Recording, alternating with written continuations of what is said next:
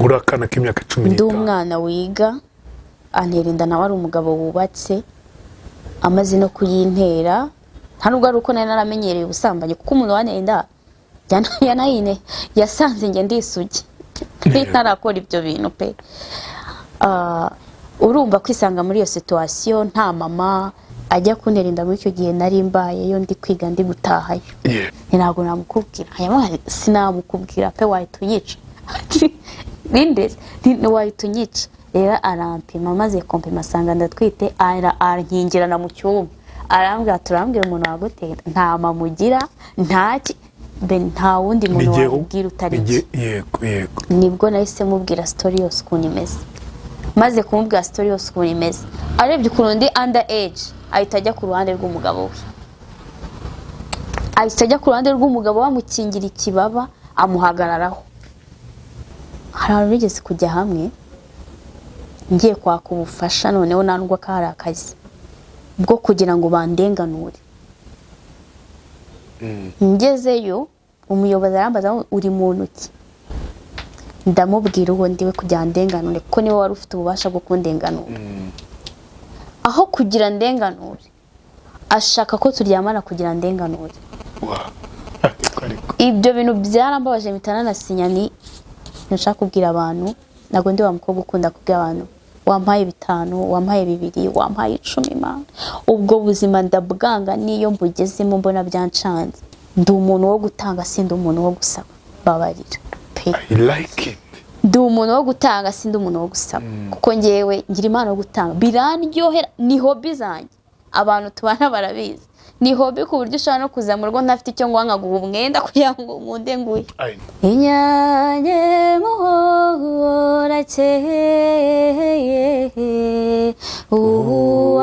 uwabana twahanganaga muhura mukije ntera hejuru unkogeza nturi binyamigageno kizihiza buranga durururu hanza bigabamariza baruzi uvi inkuru yanjye uhisemo guhindura icyiciro mu nyungu zo gushinga umuryango utangiye gutekereza hazabera ibirori byawe by'igitangaza bibereye ijisho biguhesha icyubahiro uri inkumi cyangwa umusore witegura kurushinga ufite iminsi mikuru umuryango bridal shower cyangwa se indi minsi mikuru isaba guteranya inshuti n'abavandimwe ahantu ukeneye harisanzuye cyane habereye umuryango wawe igisubizo cya nyacyo ni Botanica Events ni ubusitani bubereye ijisho nk'uko wahoze ubyifuza birashoboka cyane ko mu busitani bubereye ijisho bw'igiciro gitoya ubwa mbere muri Kigali ari Botanica Events ubukwe inama iminsi mikuru n'indi minsi yatuma uhuza inshuti n'abavandimwe umva nimuze mbereka ahantu bibera duherereye rwagati mu mutima wa Kigali Kicukiro ku muhanda uva Rwandex werekeza Sonatube ugikata werekeza kuri Bralirwa ku muhanda wa Keke 515 duhamagare kuri 0782 082 566 twanakubikira umwanya kugira ngo amatariki yawe abandi batayagutwara wanatwandikira kuri eventsbotanica@gmail.com ahubwo nabaye ikaze nyine mu kiganiro inkuru yanjye ariko nabaye ikaze muri Gasabo showroom ngwino tugwe ibikoresho byiza ngwino tugwe intebe nziza ngwino tugwe ibitanda byiza ngwino tugwe utubati twiza ngwino tugwe utuntu nyine dutandukanye ushobora gushyira mu nzu burya ntabwo ari intebe n'ameza gusa no aho tundushyiramo kandi tukamutako mwiza hano ebana niyo specialite yaho muri Gasabo showroom duhamagaye kuri 0788 ndi kumwe n'uyu muvandimwe ufite amaso meza abana unaseka neza murakoze yego namahoro se yego namahoro yego ntabwo ndi kugutereta ahubwo no kukubwira ndabizi umuntu ushaka kubyumva ateye umutipe bana yego ufite inkuru y'ubuzima bwawe ugiye kudusangiza n'ubwa mbere ugiye kuri kamera oya abwa bwa mbere okay n'ubwa mbere uje ku nkuru yanjye yego urumva witaye kudusangiza inkuru yawe of course ndi tayari cyane tubwire rero uko umuntu utakuzi nijya kukuvuga ariko reka nguhe umwanya wivuge ku muntu utakuzi mwibwire mu buryo burambuye yego nitwa Irakoze Kayitare Benite ndi umusingo mother uri umusingo mother yego uri mwene Kayitare yes ndi mwene Kayitare iyo numvise izina nk'iryo ngiryo ku mukobwa mitavugana okay ubwo nyine ni izina rya famiye ni izina rya papa kwitirirwa papa wumva bimeze bite ndarikunda cyane rirandyohera ndarikunda urarikunda utu ni umusingo mother yes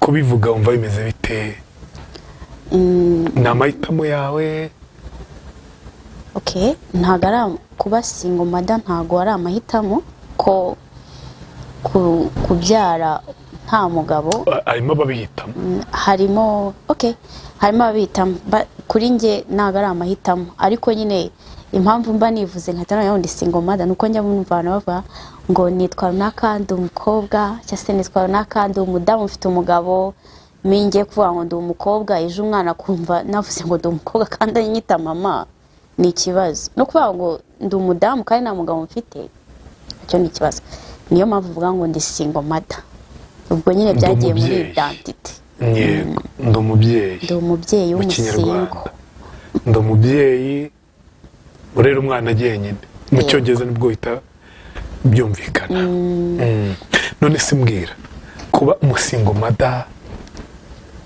kujya numva abantu babivuga nkaho ari struggle ari ibintu bigoye kutarabisemo ariko kuko harimo ababihitamo bakumva ni bwo bushake bwabo nibyo bifuza tugira amahitamo atandukanye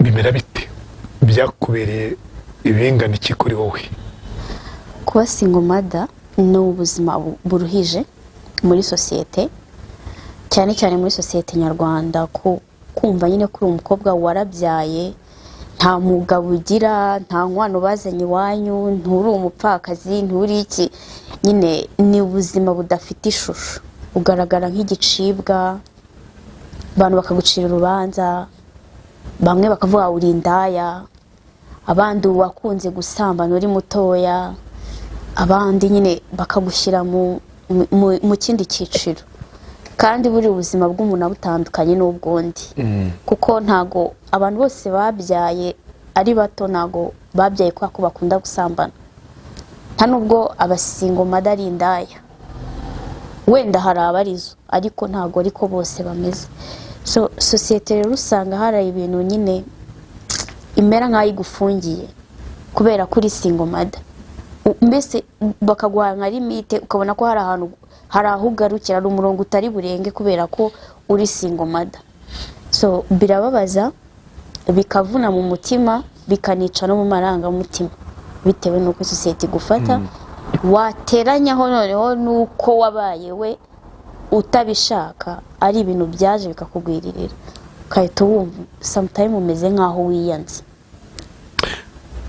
wabyo ufite imyaka ingahe Beni nabyo mfite imyaka 15 wari muto 15 nari muto 15 ugiye kuzuza 16 wari muto cyane umwana w'imyaka 15 arirate atwita inda kayishobora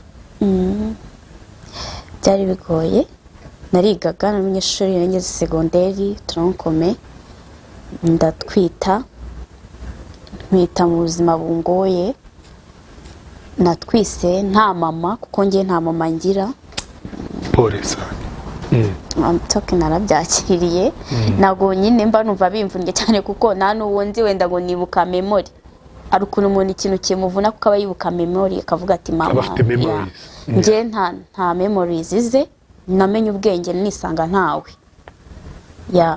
ndakura gutyo mbyara mu ubwo buzima mfite papa gusa tutari n'abantu wenda bafite ubushobozi ku buryo wenda numva ko papa wenda yagusapotinga muri byose bakanagufasha n'umwana ugasubira kwiga. Nabyaye ari ibintu bigoye. Papa nawe arwana n'ubuzima ngo amenye ko mwariye byagenze gute, inzu murimo se irishyuye.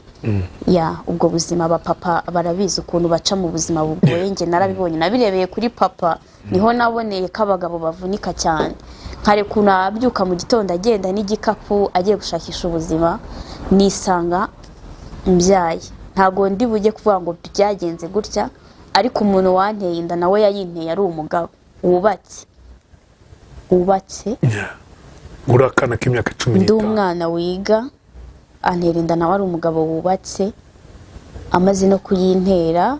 Nta nubwo ari uko nari naramenyereye ubusambanyi, kuko umuntu wanteye inda yanayine yasanze nge ndisugi. Ntarakora ibyo bintu pe. Urumva kwisanga muri iyo situation, nta mama utari uvuge ngo ndajya kwa anti, ndajya kwa nyogosenge, ndajya abo bantu ntabo, nta na nyogokuru, nta nyine uvuga uti ndajya he, nta famille. Wenda baranahari ariko ntago ibintu bya famille sinyakunda kubijyamo cyane. Yego, byihorere rwose. Yego, ariko ugasanga nyine biragoye. Ari papa wawe biramubabaza, nawe ubwawe bikagutusha, ishuri rigahagarara, ibintu byose bigapfa. Noneho na mukuru wawe udafite umuntu muri bukwigishe ngo bigenda gutya, batwita gutya, bitwara gutya, babyara gutya. Nubwo buzima nanyuzemo bungoye bwo gutwita, ndiheza. Nabonye ko nkoze ikintu kitabaho, ari uwaneye inda aranyihakana, kwa papa ndiheza nyine ko nabonaga ko muteye agahinda gakabije. Nangira kuba ubuzima bugoye bwo kurara aho mbonye, gucumbikisha, kurara mu matoilette, mu madushe, nyine numva nariyanze cyane ko ngende n'umwana wakuriye ahantu mu kigo. Ntago nabayeho ubuzima bwo hanze cyane. Uwo mwaka natwaye minda niwo mwaka nari mbaye hanze mu bantu.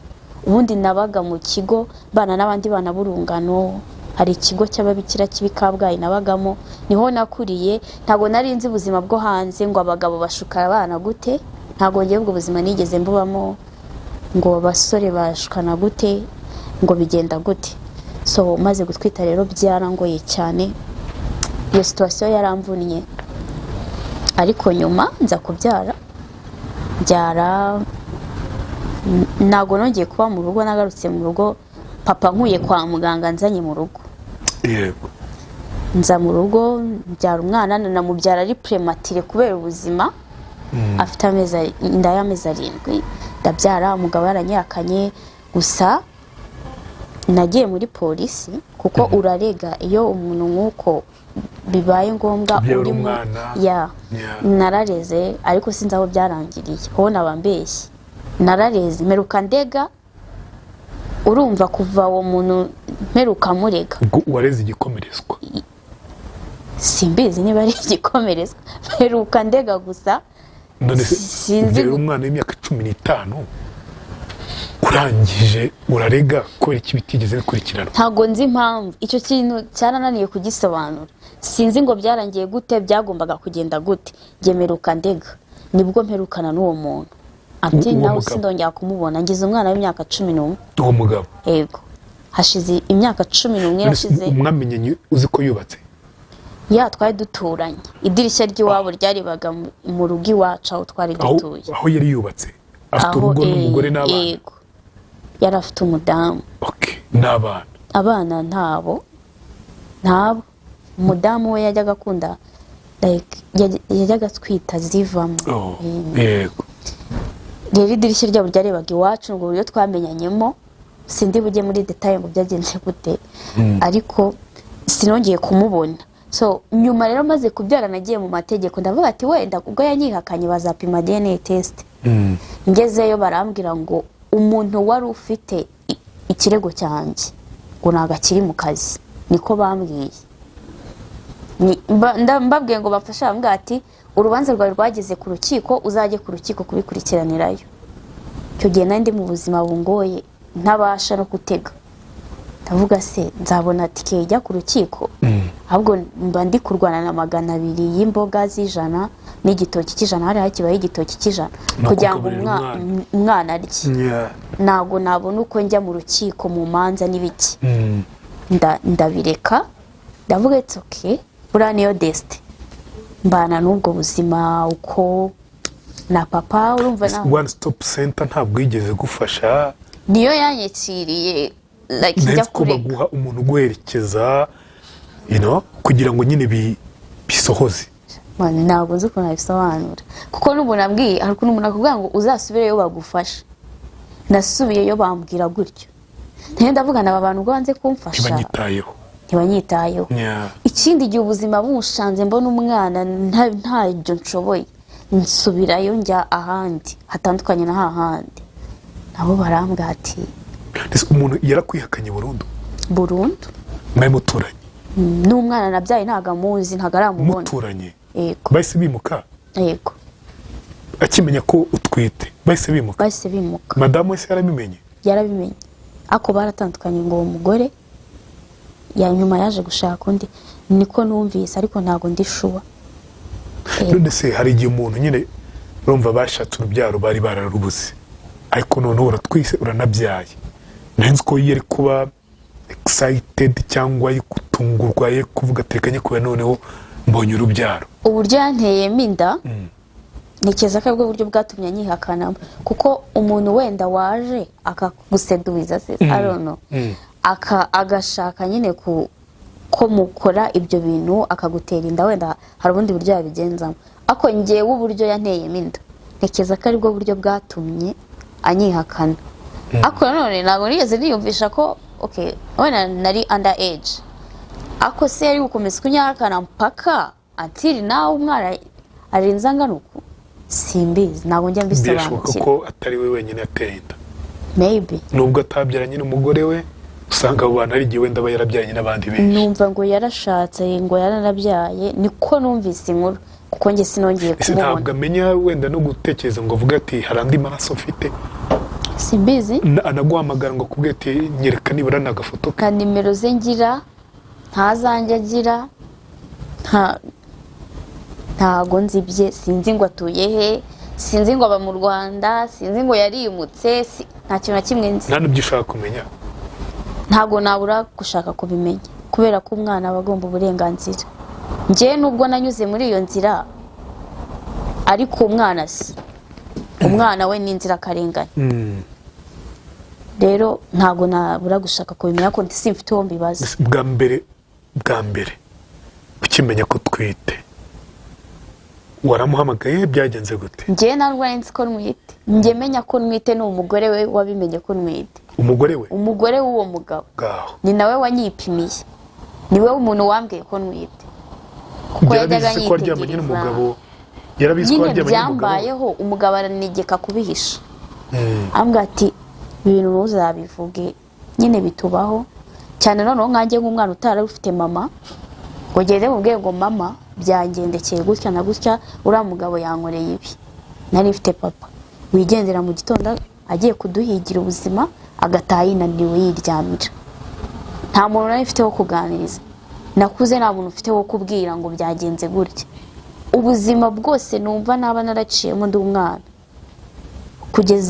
kugeza aho nkuriye wenda nkatangira kugira inshuti ntabwo nari mfite umuntu mbwira ngo byagendekeye gutya ikintu cyose cyambagaho ni mu mutima ikintu cyose cyambagaho mu mutima ikintu cyose nkabika so bibaho rero yambwiye ati mbabara ibintu ntuzabibwire madamu ndakwinginze ntuzabibwire madamu namwe se ntuntera inda kuko urumva umwana w'imyaka 15 kamwe babizi ko gusama biba kuko aba yarabyize ahambwa ati reka sinagutera inda ngewe ntago nagutera inda ngewe mfite uko nabigenje ntago bishoboka urumva twese nyine urumva wenda situation byabayemo yari mbi ariko nyine nyuma arambwa ati ntuzabivuga ibi bintu urumva ndangije nanjye ndeba umudamu we ndi umuntu muri njye ugira impuhwe n'abati ariko nubwo ibi bintu bimbayeho nimbibwira uyu mugore agatandukana n'uyu mugabo sinzaba mbigizemo uruhare ndavuga ni wenda ni destin yanjye nyine ni ibintu bimbayeho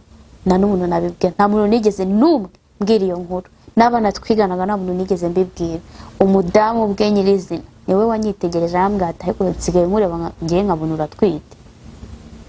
Umudamu uwo mugabo ese warabikoze? Kuko yaratangiye kumwanga asigaye abona arwite. Jewe namubwije ukuri ndamwani nyine narabikoze, ariko nyine ati se wabikoze nandi Beni? Ntabwo namukubwira. Hayamwana sinamukubwira pe wahita unyica. Ninde ni wahita unyica. Rero arampima maze kompima asanga ndatwite, arankingirana mu cyumba arambwira turambwira umuntu wagutera nta mamugira ntaki nta wundi muntu wabwira utari yego. Nibwo nahise mubwira story yose ukuntu imeze.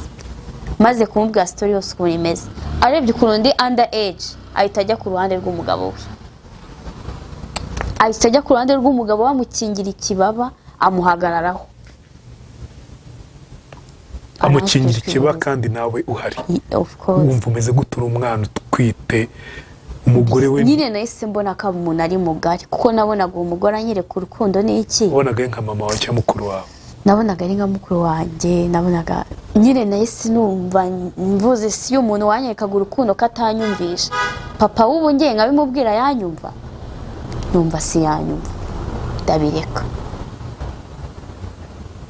Mu kugutera inda ntabwo wifuje kujya muri detail, nta nubwo nabikwemerera utabyifuje, nta nubwo aricyo nifuza. Wabigizemo uruhare kugira ngo uryamane nawe? Ntabwo nabigizemo uruhare. Ntabwo nabigizemo uruhare cyane ko atari n'ibintu nari narakuze mbona gukonekita cyane n'abasore. Nari narakuriye mu babikira, hanyuma n'abasore bose twiganaga abahungu twakuranye ari nk'abasaza banjye. Guhura n'abagabo banduta ntabwo nari narabimenyereye. Rero uwo muntu ntabwo nabigizemo ahubwo kuba hafi yabo ni ukubera umudamu. Nisangaga kenshi ndi kumwe n'uwo mudamu yarankundaga. Nava ku ishuri nkahita njyayo nkamwogereza n'ibyombo cyangwa se maze koza nk'iby'iwacu. Nyine nisanga kenshi ngewe nkonekita n'uwo mugore. Kuko uwo mugabo ajya kuntera inda byabaye turi twenyine gutyo. Uwo munsi nabwo nari maze koza ibyombo ndabyibuka. Nambaye n'ijipo y'ishuri maze koza ibyombo. Icyo gihe bimbaho naravuze nyine ntabwo nashaka kujya muri detail ngo byagenze gute, ariko icyo gihe nanabagayo. Sindi bubisobanurire cyane kuko ntabwo ushaka ko bigira ahantu bihurira na famiye, ariko nabagayo. Ajya kuntera inda muri icyo gihe nari mbayeyo ndi kwiga ndi gutahayo. Nubwo ntari buvuge ngo nabayeyo byagenze gute, ababizi barabizi, ariko nyine nari ndi kubayo muri iyo minsi. Byatangiye ari abaturanyi, ari inshuti, birangira hari ubwo mbayeho igihe gito. Ako gahe gato rero nabayeho niho habayemo icyo kibazo. Uhakura ikintu kitari cyiza. Hakura ubwo buzima bungoye. Ariko ibyo itsoke ntabwo ari njye musingo madange nyine. Nuko nyuma urumva ko umugabo yaguteye inda akayimenya na madamu akabimenya, bo bakomeje kubana nk'umugabo n'umugore, ubuzima burakomeza. Bakomeje kubana, ubuzima burakomeza.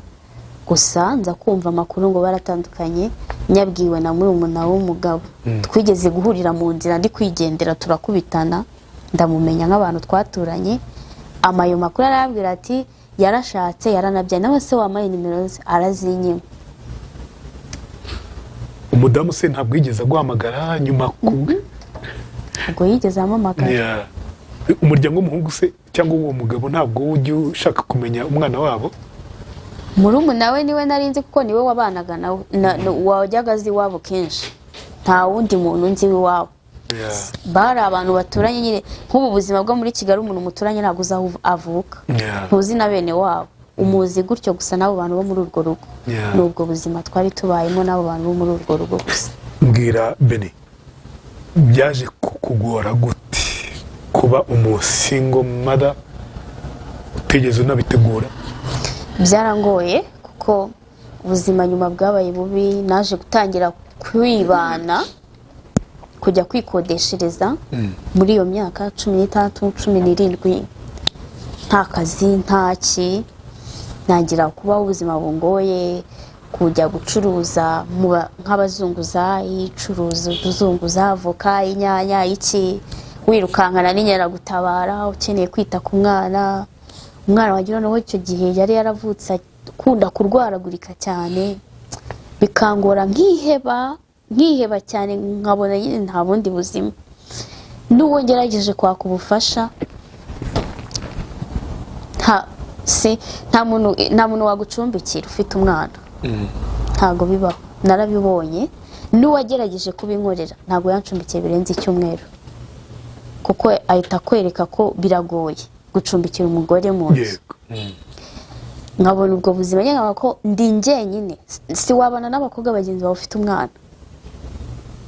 Uko byagenda kose ngomba kubaho n'uwo mwana, ndeba umwana, ndeba njyewe, nta hantu ufite ho kujya. Sinize ngo ndajya gusaba akazi ahantu runaka, ntago bari bumpe akazi ko mu rugo mfite uruhinja mu mugongo, nkajya kuzunguza inkeragutabara nazo muri bwirukankanye n'ibizimena. Ari umuntu waguhereje 2 ukarangura inyanya, inkeragutabara nizikwirukankana, ejo ntabwo uzabona uko ugaruka gucuruza. Ubwo buzima bwari bungoye pe, bungoye umutima. Noneho no kuba nari nyiri na muto n'iki, najya mu nzira, of course ntago ndi mubi cyane ku buryo umuntu atambona ngo ankunde cyangwa se anyifuza, ariko ugasanga kenshi n'abaza ni profi, kuko ari umusingo mada, ntago birimo ingaruka nyinshi. Ndamuprofite cyase ndamuha bitana ari uko namuprofise. Ubwo buzima bwarangoye cyane, burambabaza. Ako ku bw'amahirwe ndashimira na papa, yagerageje kumfasha uko ashoboye. Hari aho yageze abona ko nta hantu ufite ho guhungira, amfasha umwana. Yarabibonaga ko niho imbaraga zanjye zigarukira, akajya mfasha kurera umwana. Ndastragoringa, nagera kujya gushaka akazi bigoye, gukora amasuka ahantu, kugira gute, nkajya nko gukora amasuka nko mu rugo rw'umuntu, asanga wenda ni n'umusore bandangiye akazi kamwe, ati urabona azajya guhemba 30 ku kwezi cyangwa 20, njya kumukorera ntaha kugira ngo nyine mbashe kuzuza n'izindi nshingano. Ariko ugasanga nawe sima maze kabiri, kuko uragenda ari amasuku gusa ugiye gukora, bikarangira ashaka ibirenze amasuku. Ndavuga ni sinzasubirayo, nsanga hanze nta kandi kazi kahaba ko umuntu utarize usibye ko mu kabari. Ishuri wahise urihagarika? Nahise ndihagarika, ko sinari kubona wose igira umwana ngo njye ku ishuri, sari kubona n'uwundi hira ngo njye ku ishuri, ko njya gusama narihirwaga n'ababikira. Ababikira ubwo nta sano twari kuba tugifitanye n'abyaye.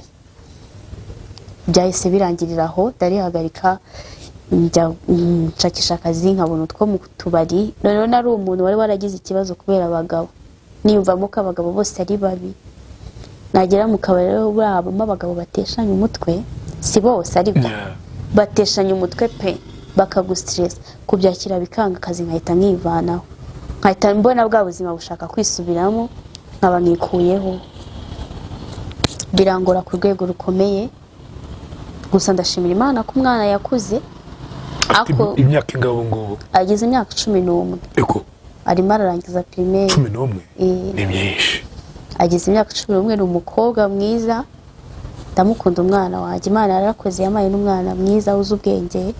Ariko urumva ubuzima buryo bugoye, kwishyurira umwana ishuri wenyine kuva nasari kugeza mu wa mbere, mu wa kane, mu wa gatatu, mu wa kane, mu wa gatanu, wenyine njyenyine. Nta n'umuntu urambwira ati nzakurihira byibuze umwaka umwe.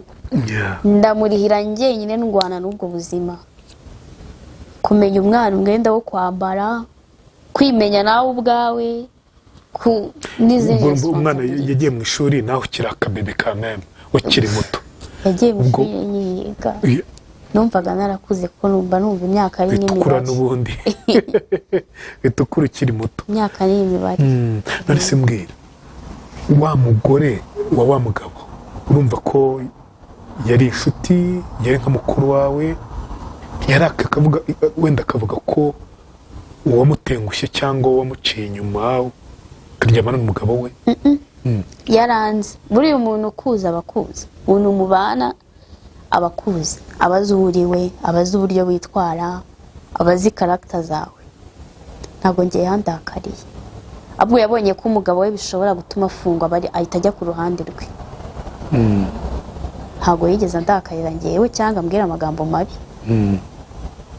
Gusa yambwiye ijambo rimwe arambwira ati nkurikije ukuntu story yose ambwiye yagenze, gusa yarambwiye ati Beni, hari igihe kigera umuntu akikunda. Niko yambwiye, hari igihe kigera umuntu akikunda, urambabarira rero hano ugiye kwikunda. Niryo jambo yambwiye. Uyu munsi uramwumva?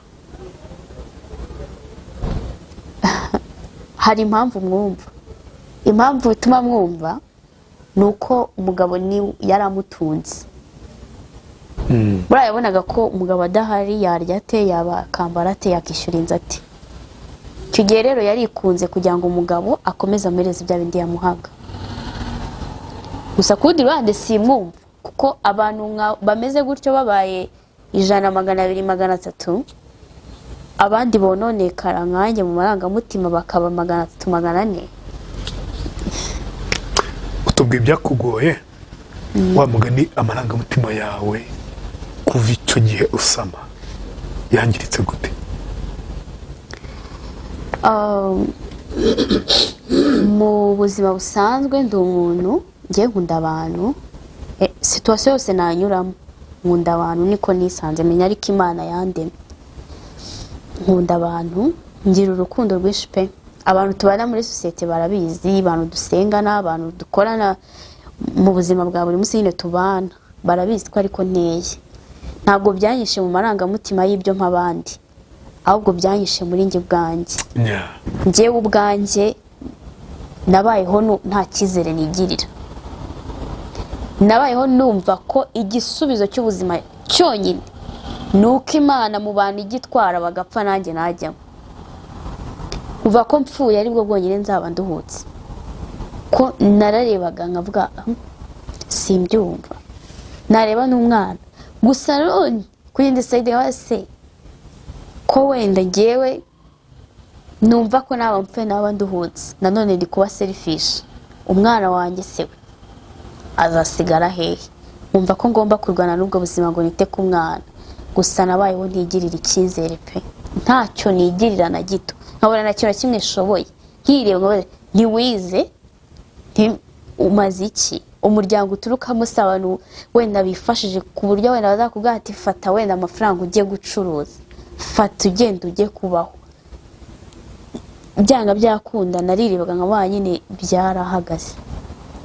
Ibintu byose byarapfuye, nta cyizere cy'ubuzima bw'ejo nigeze ngira ko ibyo bintu byabaye. Kandi ngumva ko nta n'umuntu mfitiye impuhwe n'umwe, kuko nimba waragerageje nasabye amacumbi pe. Abantu bayamaye Imana bawumugisha, n'abayayimye kandi ntago mbarenganya. Ni ukuri simbarenganya, kuko ntago nzi ibyo mwacagamo namwe icyo gihe, ariko aho uri gutekereza neza kabisa. Ubwo buzima bwarangoye kugeza n'uyu munsi.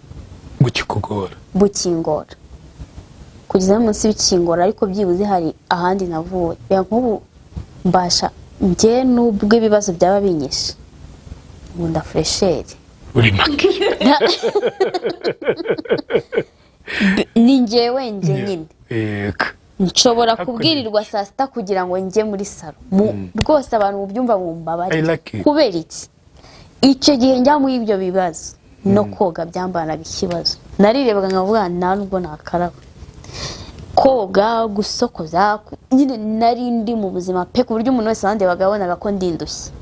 Nakubiswe nkasa n'ibibazo. Ako right now umuntu ntatinya kumwe ati wanyoreje 5 ndabifite se, uri kubinyaka ndabifite. Wanyoreje 1000 uri kubinyaka, ushobora gusanga nambaye irite mfite. Ariko uko nagiye numva ko ari ubuzima ngenda mbyakira, byatumye nigirira icyizere ngo kumenya ko ndi umukobwa, igihe kimwe nzagira umugabo. Umusore naza kundambagiza ntago azamenya umutima tutaramenyana. Kandi kugira tumenyane hari ibintu bimwe bizabigira mu ruhare. Kuba mbona akavuga ati kari agakobwa kari smart, najya kubaza izina of course ndacyari sinkiri muto cyane ndimo gusaza ndimo gusaza ndimo ndajya hanze bajya ngo baheze he ariko nanone hari umuntu ushobora kuza akambwira ati kari agakobwa ko njye abantu iyo bandebye batabona ko ndi umukobwa nta muntu ujya umenya ko nabyaye utige nikundira fresheri nubwo nafite ibibazo nubwo naba naburaye bikumarira iki byungura iki kuri we nyuma yo gufata icyemezo cyo kuvuga uti ntabwo ngomba gusa n'ibibazo impamvu nkisa n'ibyo bibazo nagiraga judgment nyinshi mu bantu kari agakobwa karushya ari gato kagize gute ndebera kameze gutya noneho n'abantu batanankunda kubera ukuntu nari meze ako byibuze ubu ngo abantu bakunda basa neza we maze kwigirira icyizere nkamenya ko njya muri salo nkasiga inzara nkitera udufresheri twanjye hari umwana w'umukobwa undeba cyangwa undi muntu akambonamo icyizere akaba yanaza kungisha inama akaba yanagira nyine akambonamo icyizere kuko hari uburyo umuntu akubona inyuma akahita agutekereza mu mutwe ushobora kumbona gutya ukavuga ati okay uriya mukobwa mba mbona nta kintu abaye ari smart inyuma n'imbere ari smart yumva namubwira aka kantu ntabwo wambona njabiriye nambaye imyenda idafuze meze uko ntagize gute ntasokoje ngo wumve ko hari icyizere umfitiye umbona nk'umusazi so nubwo ibibazo bihari ariko sinkunda kugaragara nk'umusazi pe Imana ijya imbabarira njye Imana ninyira n'amafaranga nkunda kuba smart pe oya ni byiza nukuri biramfasha bituma abantu batanyuzamo ijisho kuko akugira umuntu akunyuzemo ijisho nta kintu ari bukumarire nago kandi nanone nkunda gusa nawe kugira ngo babone ko meze nabi bangirira impuhwe sinkunda kugirirwa impuhwe ahubwo nkunda kugirira abantu impuhwe so numva muri njye nifitiye ideni ryo kuba hari ibintu ngomba gutunga kugira ngo ngire abo mbasha guha niyo mpamvu so bitangirira rero mu mutwe ibyo iri mu mutwe urabiproducinga inyuma ukabizana niyo mpamvu uravuga uti byanze bikunze kuba mwiza biryoha bite kuba mwiza biraryoha ariko cyane cyane iyo ufite ubwenge ko iyo uri mwiza ufite n'ubwenge abantu bavuga ati ndashaka kumera nka runaka iyo uri mwiza nta bwenge abantu baravuga ati apu cya runaka cya kintu nubwo ari cyiza ko cyapfuye ubusa urumva ariko iyo uri mwiza ufite n'ubwenge abantu nyine hari abantu bakurira bakavuga ati cyama nkabamera nka runaka cyari utuntu nigira kuri runaka ntabwo bishobora kuba byakugusha ahantu hatari heza kugwa ahantu hatari heza ni mu mutwe umwana wamugusha ahantu hatari heza bigakunda ariko umuntu nkanjye wakuze wanyuze mu bintu nk'ibyo ntabwo wamfata ngo ngushe ahantu hatari heza ngo kubera byaba ari amahitamo yanjye ninjye waba wabihisemo kugwa muri aho hantu kubera inyungu mpakurikiye cyangwa se iki ariko ntabwo byakugusha ahantu hatari heza bisaba nyine gutekereza ubwo ni bwa bwenge mugomba kujyana na za fresheri wifuza inyuma nubwo ntari mwiza ariko nzaba we uri mwiza ariko ubu nagomba no kwigirana mwiza sibyo burya kuba mwiza natwe ubwacu tugomba kubigiramo uruhare ushobora kuba ufite ubwo buranga Imana yaguhaye ariko utigeze ubukorera ururabo iyo rutuhiwe ntabwo ari ngombwa ko rwuhirwa n'undi nawe ubwawe ushobora kwiyuhira uti why not kuki igihe ntagomba kwigira mwiza urumva ngomba kuba mwiza ukabigenderera ukabikorera niba uzi ko ari akantu runaka katuma uba mwiza ukagakora ukaba ugiye muri salo ugiye muri salo uyikore ushyizeho iherena ryiza nk'iryo ngiryo nk'uko nguko ufite uyu munsi vision yihe ufite icyerekezo kihe vision yanjye ko yanjye guhitamo ko ubwo buzima nabonaga ko abasingomada turi abantu batakarijwe icyizere naho ugiye gusaba akazi bakakugora kuko uri siko bakuzi nyine nk'umukobwa warushye bagashaka kugukoresha inyungu zabo izo nyungu wakomeje kuvuga nizihe? ukajya nko gusaba ahantu akazi bakaba banakaguha it's okay, ako bamara kumenya ko wabyaye akaba n'ubundi ni indaya n'ubundi aratanga nanjye agomba me. Birababaza njyewe byagiye binkomeretsa abantu ari nkaho se wagiye umuntu akamenya ko wabyaye kumva ko ugomba kumuha byanze bikunze. Hari abantu bigeze kujya hamwe ngiye kwaka ubufasha noneho nandwa ko hari akazi bwo kugira ngo bandenganure. Ngezeyo umuyobozi arambaza uri muntu ki, ndamubwira uwo ndiwe kugira ndenganure kuko niwe wari ufite ububasha bwo kundenganura. Aho kugira ndenganure ashaka ko turyamana kugira ndenganure. Ibyo bintu byarambabaje mitana na sinyani nago nzijya njya kongera gusaba kino kintu ndarekeye birarangira. Hari kugira ngo akurenganure tibanza arambwate kugenda nagufasha no mu gihe ibibazo bitarakemuka nabangufasha kwita ku uwo mwana. Yego seriously ariko it's okay byararangiye sinjye nyine wabiciye. Wamusubije iki ako kanya? Ndambwiye na fande mani balance mbivuga nyine nuko gusa nta muntu waza kumbwa ngo nige kuvuga uwo ari ntago namuvuga, ariko naramubwiye ati narinje kugira ngo ufashe ntago narinje gushaka umugabo hano muri izo office zanyu. Ndamubwira ko rwanze kumfasha naribi ambwaterega ntago nanze kugufasha ngiye nzagufasha ibintu bizagenda neza nako ngako nuko nyagira ngo nyine ni service kuri service anyizeza nyine kazamfasha ariko nyuma ntiyamfasha nyine birarangira. Nyuma nahise muhamagara nanyitaba kwa ko ntakoze ibyo yifuza nuko nyine gusa nambwiye nubwo utamfashije ariko ntaribi nawe umenya ko ejo bizagenda. Uyu munsi muho yumva mubwira iki? Duwe uyu warakuze warisobanukiwe wumva mubwira iki? Nta muntu n'umwe wankoreye ikintu barumva twahura ngo namubwira ikindi bashaka. Niyo bamva numva mfite inyota aho kujya mvuge hagira ibimvugira kuko sinkunda kubwira umuntu ngo byari bimeze gutya no hagira ibimvugira byibuze wa muntu abe shamed avuge ati uyu mwana yigeze kungana bikomeye sinamufasha none reba intambwe agezeho igikorwa nyine kivugire njyewe simvuge nibyo mba nkeneye.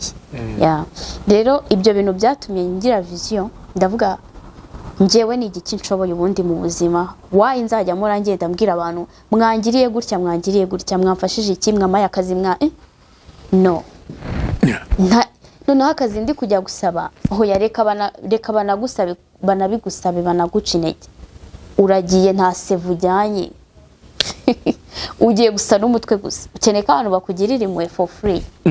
Hari abantu bagira impuhwe pe ako hari n'abantu batagira impuhwe akuriyaga akate kuvuga ati nta kintu cy'ubuntu kikibaho ntacyo fasha iyi service kuba ko ndiyo mbona ko washobora nta mafaranga ufite ngo urama nta CV yawe kuvugira ufite ngo ugiye kuma cya diplome cyangwa aho wakoze akazi runaka ngo bikuvugire uragiye cyo gusa n'umutwe.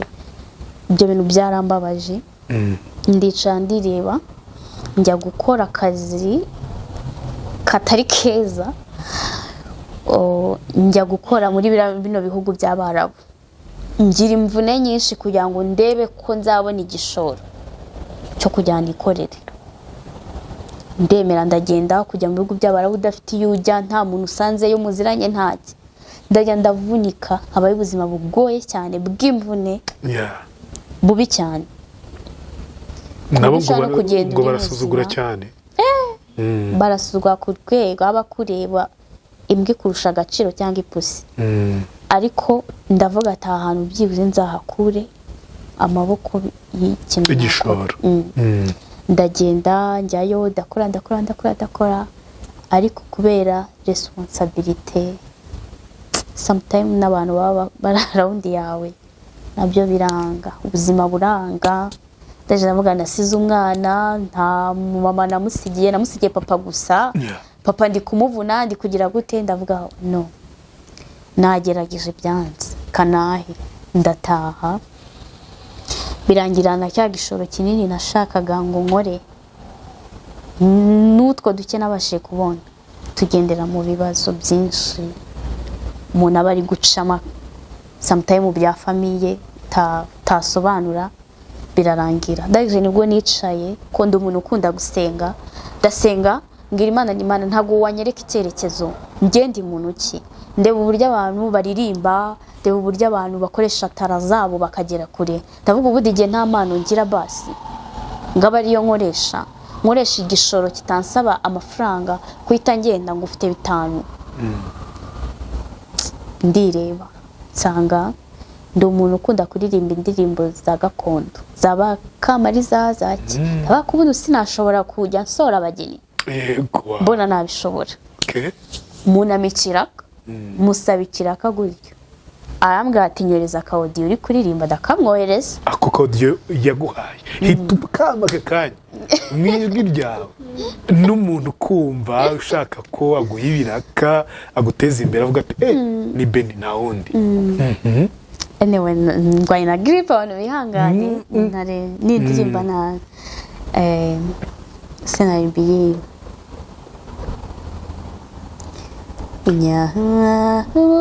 samahata jamahate ragahinda namanyagwa hadutwahiwe ingenzi bakobwa haduhuteye agahinda mbe mutoni wacu mbe mico myiza sibira rimwe mbe mutoni wacu mbe mico myiza sibira rimwe muhumurize ni mumuhumurize bakobwa ni mumuhumurize babyeyi kandikira Beko utambwiye kare kuzi kuririmba kuki utabimbwiye kare ufite impano wa thank you narabigerageje ndavuga nabishobora izo ndirimbo ndazikunda ndavuga ko nayo ibi bintu bijya bivamo akazi nzi nyinshi cyane pe akandi ahubwo tutarajya muziki n'indi Kamariza wisunjyana nanjye muri mood ubwo dutangiye ikiganiro ahubwo bati yihangane hari akarese karasira mu nda ivuga kabeho kabeho umwana twareranwe kabeho shenyura rwubake kuburyo uruhuriza uhugiye uhuriza abo mwaba inyemama kabeho abantu barayizi shafite ijwi ryiza disi ni nyinshi n'abakayirebwa n'abafilimo n'abazizi ziranzimbo za gakondo shakira indirimbo ya Kamariza nanone ya Kamariza cyangwa ya Kayirebwa ya Kayirebwa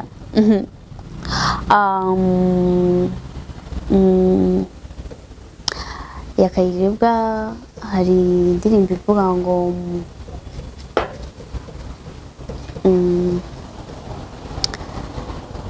kono banye bagibese hari indirimbo ngo unda sinzi impamvu itayisibanguka cyane Nyange muhora keze yes niyo ngihije Inyange muhora keye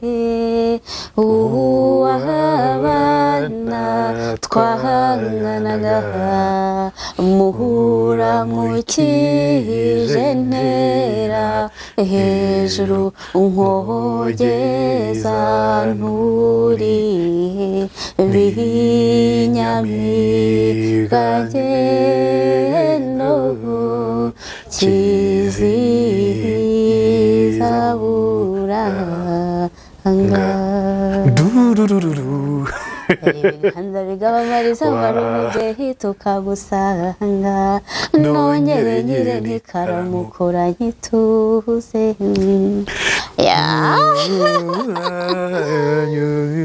tukagiye kwa filimo rero sasa filimo uyu ni umunsi mwiza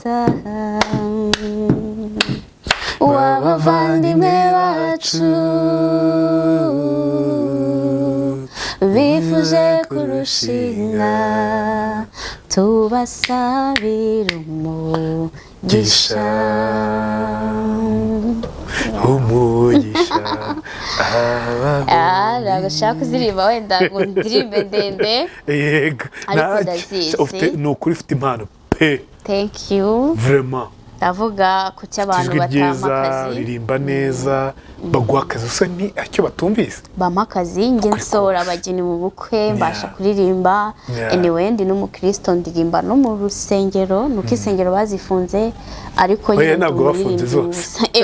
ntabwo ari zose Yego. ndavuga urwo nasengeragamo Yeah. ariko ndaririmba nyine nkunda kuririmba mu buzima busanzwe mfite na target yo guhera ku makava akongera n'impano yo kwandika indirimbo ntavuga wayi ntaririmba numvishe bije nshobora gutekereza indirimbo nkumva birakunze ndavuga ko reka nzahere kuri cover ibyo abantu bazi wenda babashe kumenya nagire nsora ibyanjye kuko wenda ntafite ukuboko kunkurura ngo kunjyane kuvuga ati ndari gusapotinge kugeza ahantu kure ariko nsanga ni impano. Ikindi hari ukuntu njya ngira inkuru nka Gerard nkakumenya nkakwikundira nk'utuntu wankoreye cyangwa se uko nakubonye uyu munsi nshobora nko kukwandikaho ikintu nkagikora njya kubikora nkabikora inkuru imeze like poem igisigo njya kubikora naragiye njya kubikora bwa mbere muri studio nkora poem nagiye kubikora ntazi ko ari poem ngewe naragiye gusa just ndakora ndavuga nifite agakuru kanjye numva ashaka gukora kiramo ijwi ryanjye ndakagira arangije ubundi umuproducer ambwa ati uziko ufite impano yo gukora ibisigo wowe iyo ni impano nkikora kambere bwahise buzari bwinshi mfite ikaye yuzuyemo ibisigo ndavuga ati wow burya nanjye ngira talent ntazi ndaje ndavuga why not mpita mfungura YouTube channel maze kuyifungura nshyiraho ibisigo nabanje gushyiraho ibiganiro mbona wapi ndavuga reka nkoresha impano nkuko nari narabibwiye Imana nshyiraho ibisigo ubu hari ibisigo 3 nkora na cover y'indirimbo ariko sindayishiraho yo ndi gushakisha ukuntu nyine nayishiraho. Wakoze cover y'iyi ndirimbo? Nakoze cover y'indirimbo bita Tiro.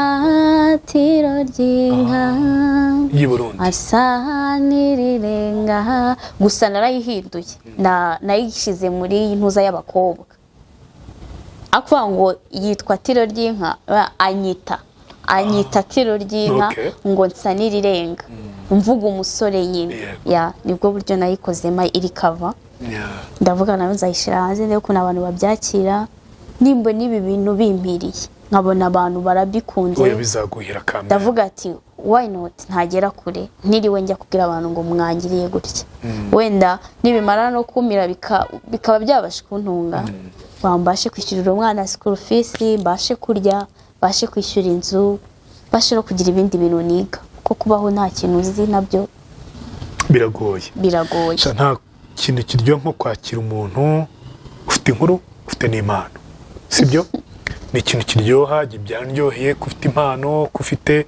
kameme icyo uvugiraho reka mbyite gutyo yego ni nka kwa kundi umuntu ajya gusaba umugeni akagenda afite icyo yitwaje witwaje inzoga witwaje inka uyu nawe rero mureke afite icyo yitwaje tugishingire tumufashe tumuha akazi abagiye gushingira abagiye gushyingirwa abagiye kugira anniversaire abagiye gukora ibikorwa bitandukanye bikenera byumwe kwidagadura mwumvise ko afite ijwi ryiza kwa kundi tuba twicaye muri salo turi kumwe n'imiryango yacu tukumva nyine turashaka kubyina gususuruka why not kuki utamutumira akaza akakuririmbira n'ijwi rye ubundi mugasusuruka uzi ukuntu biba biryoshye tujye dukereye ubuzima tujye turyoshya ubuzima even if waba ufite byinshi bikubangamiye nyine birahari byarabaye ariko hejuru ya byose baho hari abadufasha bafite impano Imana yahaye izo mpano badufasha kwidagadura badufasha muri ibyo byose rero Beni arabishoboye mureke tubikore kandi bizagenda neza Beni courage merci uvuge nimero ya telefone yawe nko ku muntu yifuza kukubyaza umusaruro mu mpano nk'iyo ngiyo nawe rwose yabikora kandi nzi ko hano uzahakura umugisha. ni ukuri nibyo nifuza. Yego. Nimero yanjye ya telefone ni 079 54 633 941. 079 54 633 941 na nimero nkoresha wamakazi nkaza nkasora mu bukwe mu bindi birori runaka nkaririmba cyangwa se nkora n'ibisigo umuntu wagize nka anniversaire cyangwa ufite nk'umwana wawe afite isabukuru ukambwira ati nkorera agakuru kajyanye n'umwana wanjye afite imyaka iyi n'iki nkavuga nyine urukundo mfite ukuntu mpimba amagambo nkakwereka nk'umubyeyi ukunda umwana urukundo rwinshi ako gapoeme nkagakora nkakaguha mfite nabo nabikoreye banjye ba hafi kuko abantu ntibarabimenya nawe ubwawe nabikora n'umugore namukorera ak'umugabo we umugabo namukorera agapoeme k'umugore we hari nk'ibintu ashaka kumubwira umugeni namukorera amagambo araza nkahita mbikora nkajya muri studio nkabikora nkaguha akantu keza uzajya uhora wumva kumva ko umuntu yaguhaye impano y'amagambo ashaka kukubwira ibyo nyine ni ibintu nkora mushyigikire nagashya keza ndashimira Imana ntabwo nari nzi ko mbigira nyiri muri ubwo bwigunge bwose sinari nzi ko mbigira buryo turi mu bikomeye mu bintu bibi arubwo kenshi tutivumbura iki turimo bimaze kunca nkaravuze aho kuki abantu bashaka kunkoresha ubundi uko bishakiye ndavuga reka nze nihe nanjye umurongo ngize Imana iranyereka ngo impano zawe nizi ndavuga ko iki ntazikoresha abantu nimakigikira icyo nshaka kubwira abantu ntabwo ndi wa mukobwa ukunda kubwira abantu wampaye 5 wampaye 2 wampaye 10 Imana ubwo buzima ndabwanga niyo mbugezemo mbona byancanze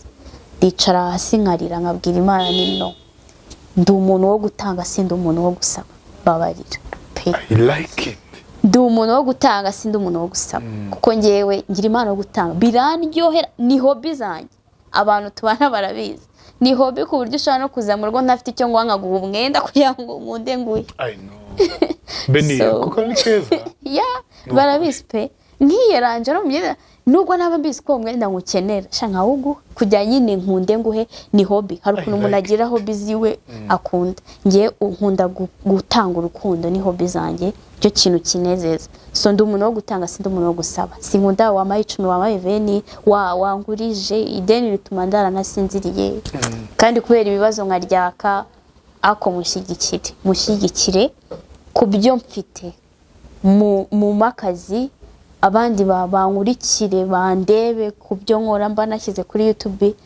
bitume byibuze mbasha kwita ku mwana izindi responsibility zinegereje ndetse mbashe no gukora za hobby zo gufasha abandi biraryoshye kumva amagambo meza nk'ayo ngayo ni byiza kandi Imana ikomeze guteza imbere igushyigikire igufashe turasoje dusoreje nanone kuri nimero yawe nimero yanjye 078 079 urakoze kuvuga YouTube se biremewe cyane rwose tunayipininga YouTube yanjye yitwa My Voice Keza mu supporting mukore subscribe mu ndebe mu sharing nimwe muzantunga thank you urakoze uhisemo guhindura icyiciro mu nyungu zo gushinga umuryango utangiye gutekereza hazabera ibirori byawe by'igitangaza bibereye ijisho biguhesha icyubahiro uri inkumi cyangwa umusore witegura kurushinga ufite iminsi mikuru umuryango bridal shower cyangwa se indi minsi mikuru isaba guteranya inshuti n'abavandimwe ahantu ukeneye harisanzuye cyane habereye umuryango wawe igisubizo cya nyacyo ni Botanica Events ni ubusitani bubereye ijisho nk'uko wahoze ubyifuza birashoboka cyane ko mu busitani bubereye ijisho bw'igiciro gitoya ubwa mbere muri Kigali ari Botanica Events ubukwe inama iminsi mikuru n'indi minsi yatuma uhuza inshuti n'abavandimwe umva nimuze mbereka ahantu bibera duherereye rwagati mu mutima wa Kigali Kicukiro ku muhanda uva Rwandex werekeza Sonatube ugikata werekeza kuri Bralirwa ku muhanda wa Keke 515 duhamagare kuri 0782 082 566 twanakubikira umwanya kugira ngo amatariki yawe abandi batayagutwara. Wanatwandikira kuri eventsbotanica@gmail.com. VIS Focus ni ahantu heza cyane waruhukira n'inshuti cyangwa n'umuntu ku giti cye muri Niboyi Kicukiro, aho yitegeye neza ikibuga cy'indege Remera, no kuvuga ureba kuri stade yose BK Arena, ibaze none ari nka nijoro. Hari ibyumba byiza bifite iby'ingenzi, harimo nka toilette, bathroom, dressing area, balcon, ahantu nyine wicara ukanywa ka kofi cyangwa ukanaruhuka unareba ya misozi yose mu mujyi wa Kigali. Internet nziza, roof terrace ifite view nziza cyane wakoreraho akazi kawe kwa kundi nyine wifite machine cyangwa unatuje. Harimo igikoni cyiza, parking ihagije, ubusitani burimo amahumbezi ndetse n'abakozi b'umwuga bafasha abagana VIS Focus. Mwaduhamagara kuri 07 952 94 55 9. inkuru yawe